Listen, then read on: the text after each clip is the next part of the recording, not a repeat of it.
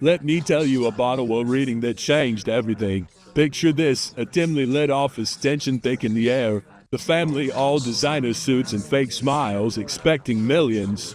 But I know the truth. Old man Johnson had left it all to his dog. As I read each line, their faces fell. No interruptions, no outbursts, just silence. That was a will reading which took the family by surprise, and it happens more often than you might think, with relatives shocked or upset over what they did or didn't inherit. I can't tell you how important family communication is in these settings. I've had families sue each other. I've had families try to decant trusts, in other words, unravel trusts. Had they just simply had the courage to have a family meeting, discuss what was being done and why, all of that could have been resolved way in advance of the patriarch's passing.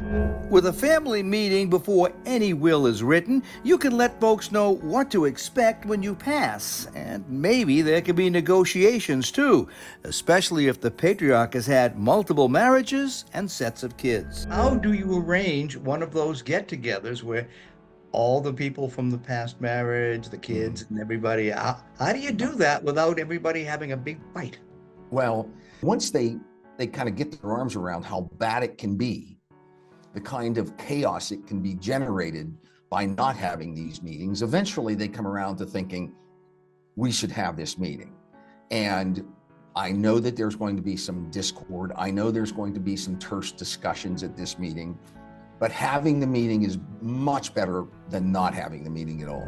A will isn't the only thing you'll need. You should also think about trusts, beneficiary designations, and appointing an executor or a state administrator. You can appoint co-executors, one being a professional, one being a family member, so that you have that input from both sides, both sides of the fence. Don't execute a will or an inheritance plan and then just file it away and forget about it, because circumstances, markets, and even your own economic situation can change. So make sure that these documents are always updated on a regular basis. Every other year, our focus is on those documents.